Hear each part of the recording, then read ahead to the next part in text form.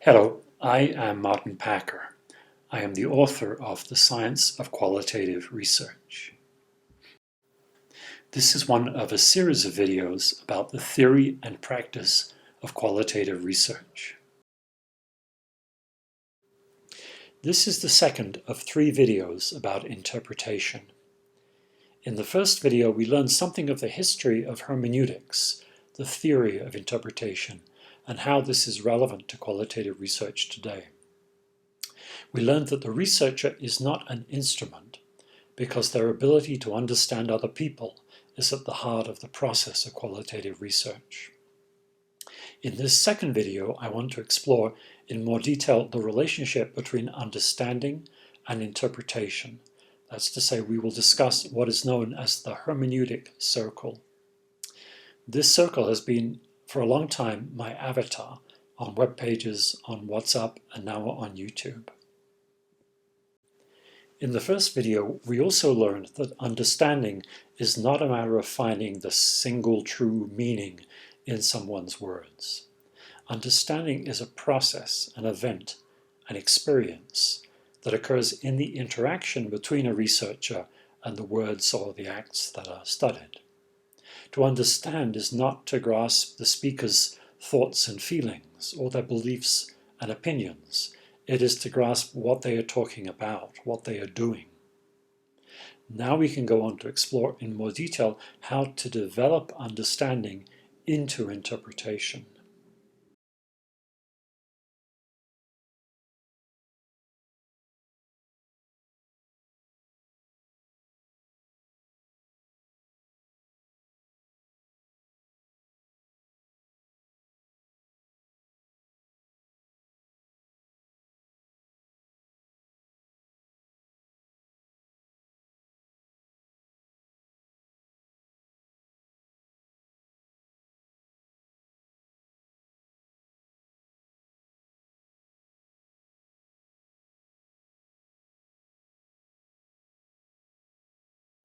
My avatar is a representation of the hermeneutic circle. It represents the fact that each part of a text can be understood only in terms of the whole, and the whole in terms of its parts. It represents also the fact that a text can only be understood in its particular context, and vice versa. But third, and most importantly here, the hermeneutic circle also represents the relationship between understanding and interpretation.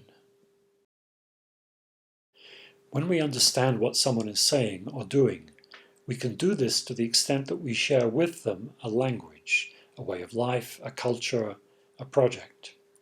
Understanding is practical, and it is generally tacit and unreflective. That's to say, it simply happens without us needing to think about it. When there is misunderstanding, on the other hand, then we become aware and we reflect. We explore the possible ways to understand. Interpretation is a spelling out of our understanding of what someone is saying or doing. It is the articulation, the making explicit of what has been understood in practice. What I mean by this is that we need to reflect on what we have understood and how we understood it. And by reflect, I also mean write. We need to put into words, our own words, what we have understood when someone speaks or acts. For example, here is a very short excerpt from a video recorded conversation among a group of 4 students in a classroom. They have been given graph paper and they need to construct a chart that displays the heights of a number of plants. Here are just 2 utterances extracted from the whole transcript. The first student says, "This is the top, this is the bottom. What do you mean the left? The left would be over here." And the second student replies, "The left would be right here. No, right here." Now, here is an excerpt from my interpretation of those utterances. I'll read just a few lines, but please pause the video to read the whole thing. Discussion begins with the issue of the placement of the chart on the paper, how the axes should be oriented in terms of the sides of the paper. In the course of this discussion, disagreement arises about the seemingly straightforward issue of which is the top and which is the bottom axis, which is left and which is right. The students stumble across the importance of point of view. Yes, I know, this is a lot of words to interpret and explain only two utterances. Notice that to understand those two utterances, one needs to study the whole interaction among the students. And one needs to know the context, the activity that they were involved in. So I don't expect to explain everything to you on the basis of even this many words. At the end of this video, I'll provide the reference to the chapter that goes into all the details, so you can take a closer look if you wish. But what I want to illustrate and to emphasize is the way that interpretation is the articulating of understanding. In this case, what I've written is my attempt to articulate my understanding of what the students were doing with these two utterances in the context of their activity together on this task. Articulation, this spelling out, is important for several reasons. First, as we write our interpretation, we are able to improve our understanding.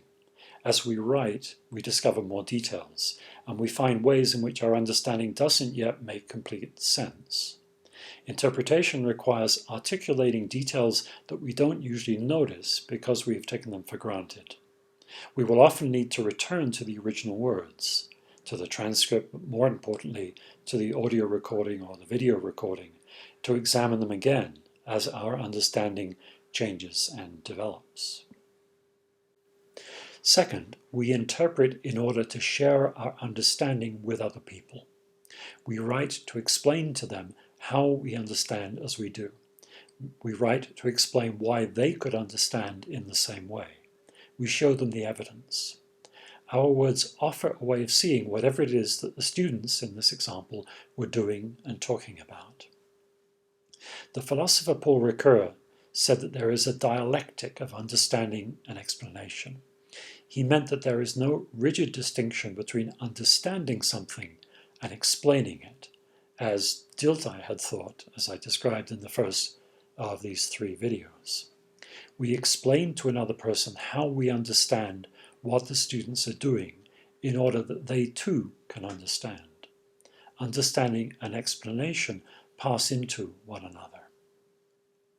When we articulate our understanding as a written interpretation, we are being transparent in that we are spelling out the details.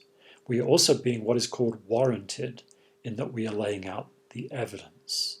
And these are 2 crucial aspects of scientific investigation. What I mean by this is that coding just says, this is what these words mean, take it or leave it.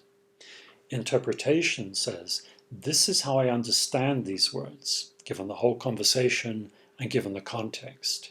Here are the details of my understanding, and here is how I came to that understanding. Tell me whether you agree or not. If you disagree, we will look at the transcript together and try to understand our differences. Notice that the researcher's words don't replace the participant's words, as happens in coding.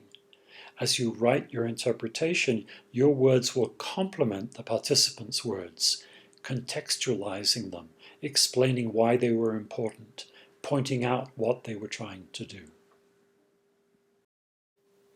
In summary, this then is how and why the hermeneutic circle is at the heart of qualitative research.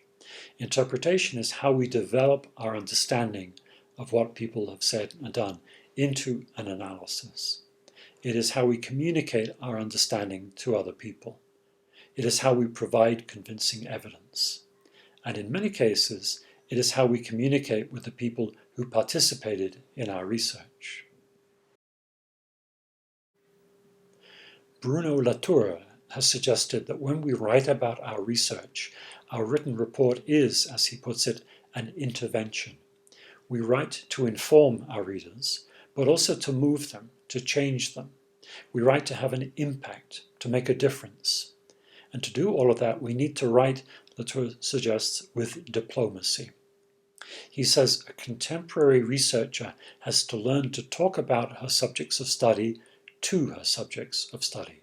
She knows how difficult it is to learn to speak well to someone about something that really matters to that person. I have said that understanding and interpretation are crucial, but it will be obvious to you that writing is crucial too in qualitative research.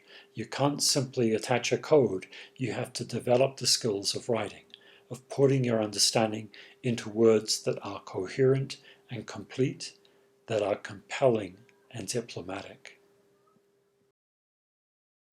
Finally, here is the reference to the chapter with the analysis of the students working together.